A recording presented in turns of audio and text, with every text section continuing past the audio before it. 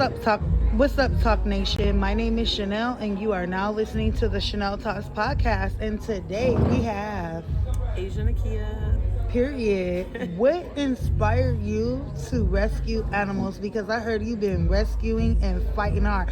Tell us a little bit about that and what inspired you to do it. Yeah, I mean, it really started when I was a kid.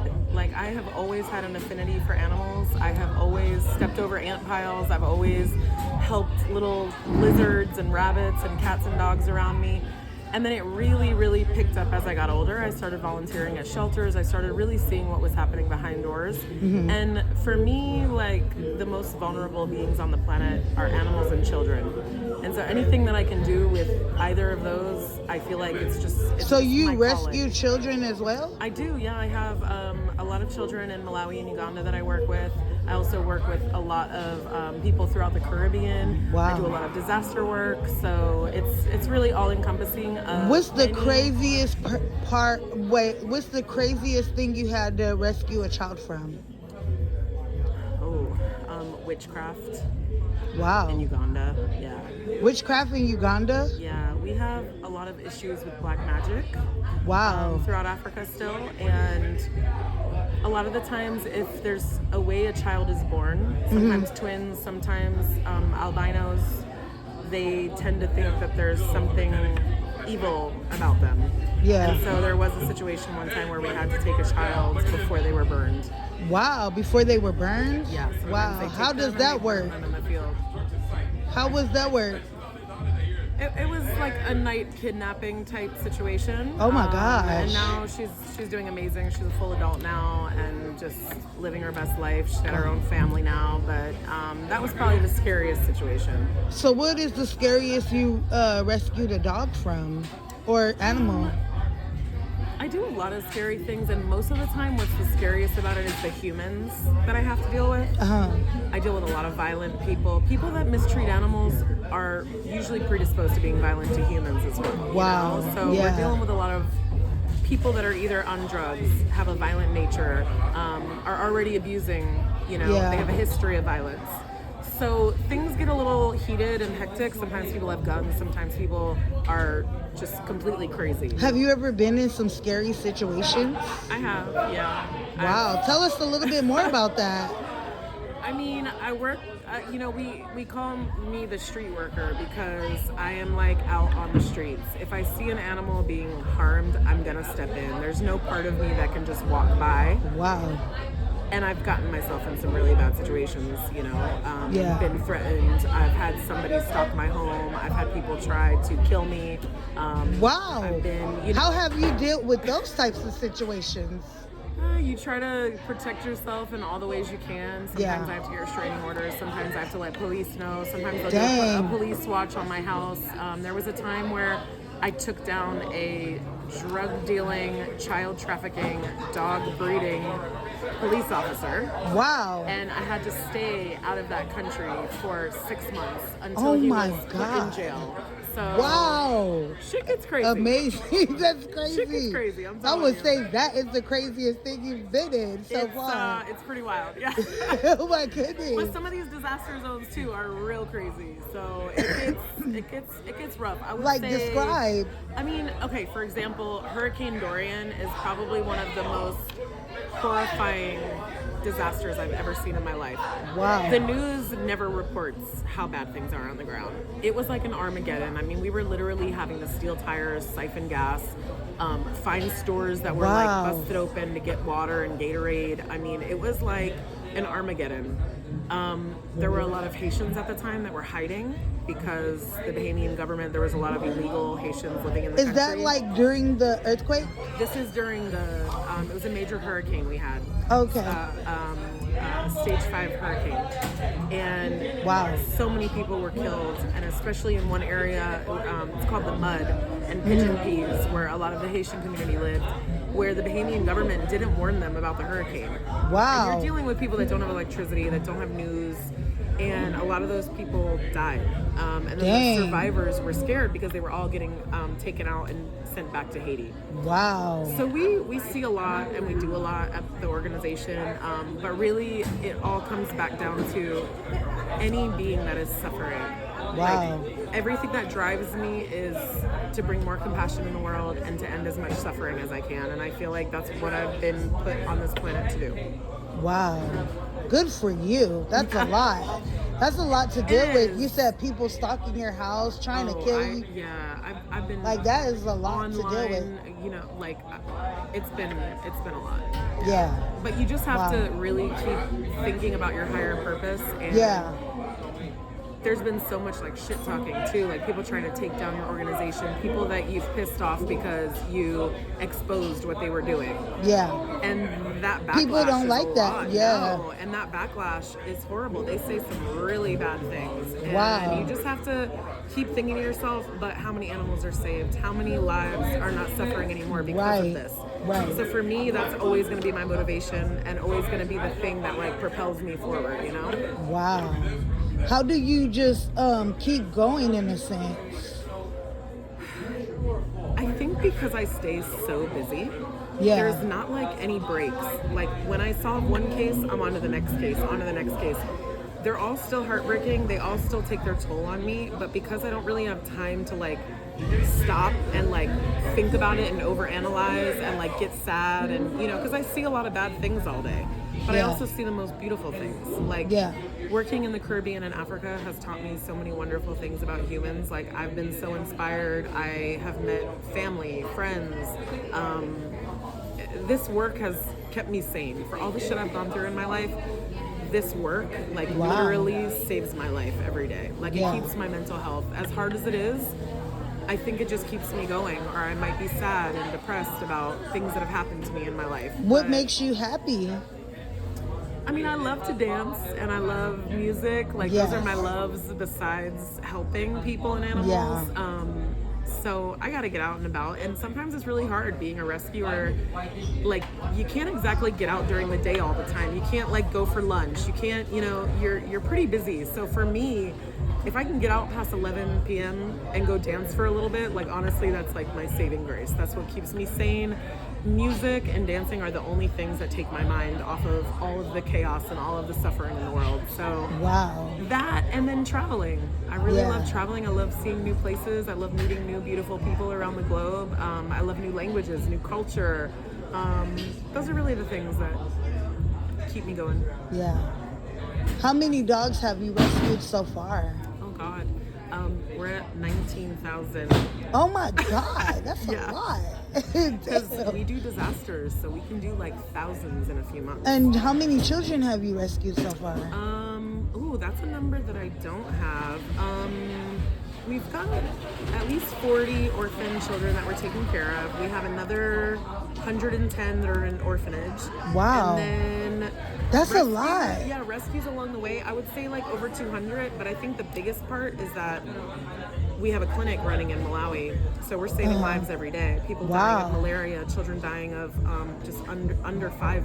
Like the child mortality is absolutely horrendous, and especially Wow. now that Trump and the government has taken away a ton of the U.S. aid, it's really, really hard. So our clinic has been super busy. We've been dealing with way more malaria cases. So yeah, I mean, So what's the worst country have you been in that all of this stuff is going on? you know, the worst country, I would say on a poverty scale, the worst country that I've been to is Malawi, which is like that's second home for me. It's one of the most beautiful, most amazing places on the planet. I absolutely love it. I love the people. I have learned so much from living in the village, from spending time with them. They know true joy. There's no ego. There's no, Yeah. I don't know. It's just different. There's such a sense of community there that is the most beautiful thing I've ever like experienced in my life. Yeah. So how do this child thing and this dog thing get so corrupt in these countries? You know, let me say this. The U.S. is probably the most corrupt country, period. But we hide things well. Right. That's the difference. Yeah.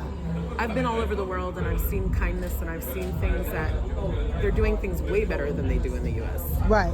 So it's not even about the countries, but poverty does create problems. I mean, when you have more suffering, you have more problems that come from that, you know? Yeah. But in the U.S., I mean, I think the U.S. is literally the worst country. We just hide it well with riches and, you know, government and whatnot, but it's definitely not my favorite place. Yeah. So, thank you for listening and joining the Chanel Talks podcast. Thank you for having me. Bye. So, welcome back to Chanel Talks podcast. Where can people find you on social media? Compassion Curator and AjaNikiya, but also Compassion Kind is my foundation. And then, if anybody needed help in the country, how do you help them? Like, honestly, if you just reach out to Compassion Kind, if we have a way to help or if we have people on the ground, we will help. I mean, that's what we do. Yeah. Well, you heard her, people. Thank you for listening to the Chanel Talks podcast. Yes. Bye. Okay, so I just wanted to show you guys kind of one of my cases today. This is the dog that was shot with a slingshot in the eye. His eye is now completely out of the socket. I'm working on a surgery option for him tomorrow. But right now I'm driving to him, and I just want to show you kind of, you know, the road and what it's like to attend to some of these cases.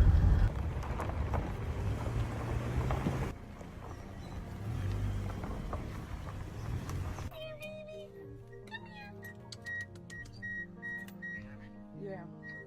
All right. Hey, baby.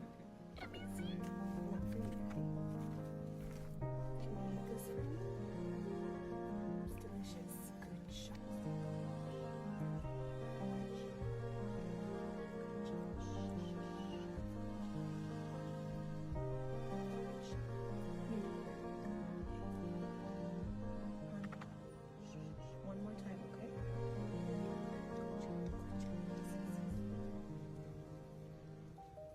Such a good dog. Nice dog. Good job. Okay, that part's down. A little bit more on this side. You gotta keep your eye moist. Good job. Okay. This is the most important. We gotta keep it wet as much as we can over the next 24 hours. Such a good boy. Look. Get a present for you. Look at that. Yes. Good job.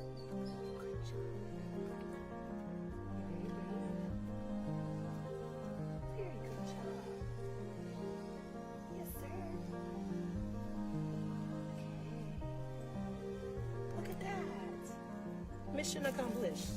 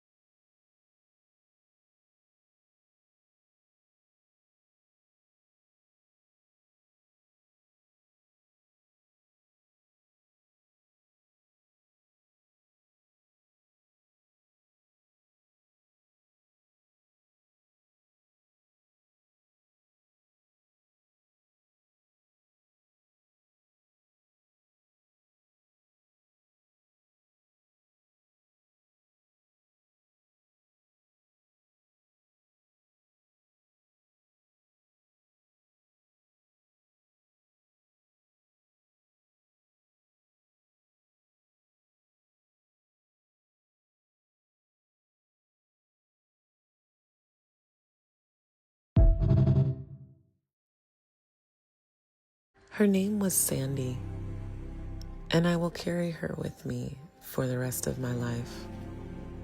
Sandy was lying in a sand pile, her body broken, her arm destroyed, unable to stand, unable to walk. And then we found her. I've been doing rescue for over 20 years, and still to this day, nothing prepares you for what a stray dog goes through. They don't know comforts. They don't know safety. They don't know warm beds or full bellies. They don't know kindness or soft touch. They wake up hungry. They search through trash. Then they're chased away, kicked, ignored. They live under cars, behind buildings, in the dirt, heat, rain, snow. They get sick quietly. They suffer on their own. And most of the time, no one ever sees it, or they choose to do nothing about it. When we got Sandy back to the house, within just a few hours, she was standing on her own. She drank water. She even began walking around. We were so excited, and she looked at us with this shy yet fragile face of hope. And we fell for it. We let ourselves believe. We talked about surgery. We talked about amputating her arm. We talked about her life after pain and how lucky we were to have found her. Because when you work in rescue, you don't just see what is, you see what could have been. People will say she was lucky, that she was so loved in the end, and that she didn't have to die alone. But what they don't see is the heartbreak of imagining their future, of wanting more time, of wanting to give them the best life that they could have ever imagined. I can't stand suffering. It's my calling and my curse. Sometimes love isn't enough. But Sandy didn't leave in vain. Her story reached the world. Her story opened hearts. And in her honor, we are working on a feeding station program in Jamaica. This is Sandy's project. Spend the day with us in Jamaica to provide aid to animals and humans that lost everything in the hurricane. Our day always starts with loading our car up with plenty of supplies for both animals and humans. We've been going through supplies very quickly, so we had to go to a few different stores to restock on some of the most needed supplies. And thanks to our amazing donors, we were able to do so. And then we made some car PBJs, so we had plenty of fuel for the rest of the day. And then we got super lucky and found a store that had tarps, which we had been searching far and wide for with no luck. And then we continued our journey to Petersfield in Westmoreland, where we've been helping quite a few families that were severely affected. We can never go anywhere without stopping to feed some dogs that we see, and thanks to True Pet Foods right here in Jamaica, we've been able to feed so many. And then we found a very small puppy that was all by himself, so we decided to pick him up and see what happened with him for the rest of the day. It was Susan's birthday today, so we got to bring her family a ton of supplies, including one of the tarps, which she was so grateful for, and her son even adopted our little puppy friend. And then she brought us to one of her neighbors who desperately needed a tarp as well, which we were so grateful to do because a tarp can seriously make a difference during a time of rebuild. We gave her the tarp, and then she told us about one of her birds that appeared to have an injured wing. But when we looked him over, we saw that he actually had puncture wounds in his neck and had likely been attacked. So we set up a private little area for him to rest and heal away from any others or any other potential further attacks while he heals and is more vulnerable. And then we got to have a little baby goat break before visiting more areas of the community that we knew desperately needed supplies. We do our best to get as many supplies as possible to pass out to people in need with the donations that we've been receiving, but unfortunately we do always burn through them very quickly because there is such a high need, so we actually had to go back to a grocery store nearby to purchase some more for people that really needed things like soap, toothpaste, toothbrushes, just basic hygiene items. As so many people have lost everything and need to rebuild their entire lives, it's really helpful for them to have the basic care items and not have to worry about those at this time. Our friends Joy and Sean also joined us for this journey, and they helped bag the items to give out while we were driving back. And then we passed the rest of the items out, and then we delivered bed sheets to a community member who had lost his entire bed to the storm. He was sleeping on a bare mattress for 3 weeks. We delivered one more tarp to a family that really needed one as well. Then while on our way home, we heard a dogfight break out, so we stopped to see what was going on. Thankfully, we stopped because we discovered that there was a dog with a severe issue that I won't show. It's quite graphic, but it looks like he has TVT, so we're going to get him some help. And then we continued our journey home in the dark, which driving in Jamaica right now is no joke with all the potholes and the falling roads from the storm. And then it was time to start my actual job that actually pays me before I could go to bed.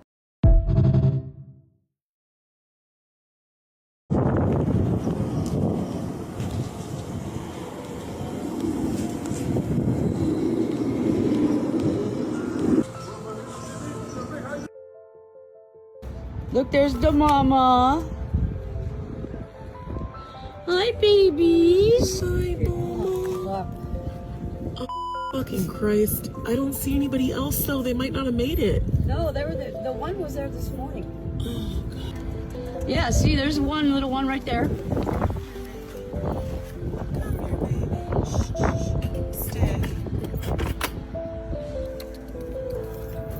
Babe, the other ones might not have made it. You know what I mean? I'm gonna look around. Because they would be with the mom if they did, you know? They beat Mommy. You're okay, precious angel. Hang on. Yeah, just drag it out. Don't pull the whole damn thing. Yeah, don't go through it. Just pull it out. Do you have gloves? I can't should reach the have brought pillowcase. gloves. I mean, I guess we can leave food and just see if anybody else comes out. Oh, listen, when I get back, Marissa, will you keep checking?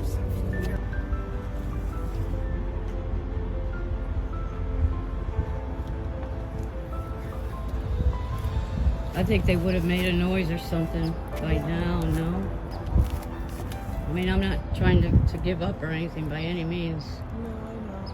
So these are the kind of things that we see on Skid Row every day. I mean, we have to get these animals off the streets. This car caught on fire. Apparently there were 6 kittens. We only have a mom and 1 baby now. I mean, it's just devastating. Like every single day, something absolutely horrifying is happening right here, right around the corner from the city hall that I was just at this morning, talking about Skid Row, talking about the shelters, talking about the overpopulation crisis. I mean, we need enforcement out here. We need people to do their job. I don't know what happened to these kittens. Like, I really hope they ran away and they got out, but at least we have mom and one of her babies. But these are the kind of things that happen out here. It's just really sad, but I mean, the best thing we can do is, we need to keep writing. We need to keep filing complaints. We need to keep showing up to the county commissioner meetings. I'm going to post the link again for that. And right now, what we really need is we need a foster for this mom and her baby. They've been through enough. They need a safe place to go today. I'm full. I have nowhere for them to go, but we need a safe place for them. So if anyone is available to foster, please. Like, they're sweet as pie. Their mama is just begging for love and help. She's so sweet. Kitten is fine. You can handle them easily, but we need fosters. We need fosters, and we need to raise some funding to get them vetted. Mama is very emaciated. And we'll just keep checking back to make sure there's no kittens left behind. But this is just another sad case of Skid Row. Another day on Skid Row.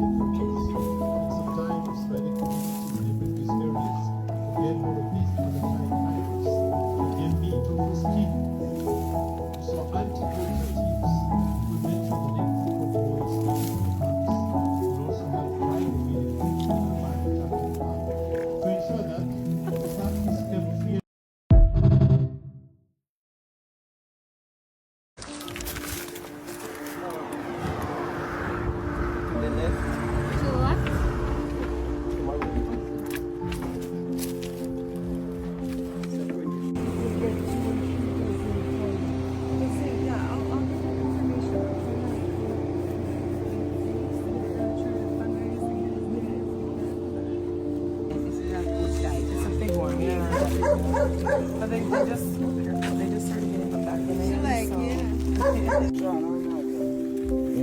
Is that a kitty?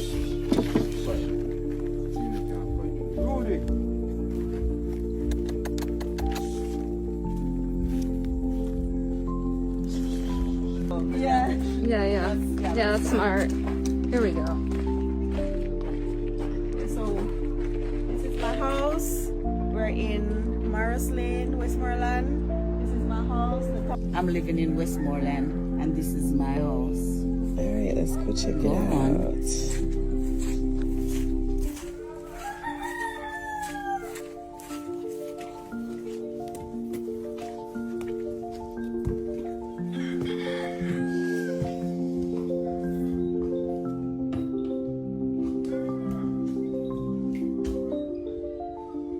Today is a special day.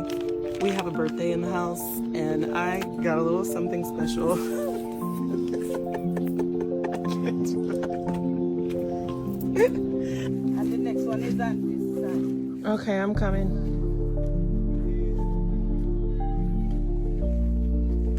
So on this side, she wanted to cover because mattress and support in there, and they want to put more stuff in there.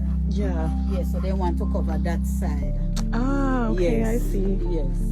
Let me get a picture of this one. Okay, what are you making with that? I'm gonna build a stand for the stove. Okay, so you're gonna have a little kitchen in the corner over there. Right here. And Okay. then I'm gonna put another shelf here for those dish. You see how I showed you? Oh, Yeah. yeah. And then, And so we need to get some sheets here, yeah? I have one pillow. This was in the storm outside, so I wash it, but the dirt still stain it. Yeah, so Okay. And then this isn't leaking right now, or? I'm not sure.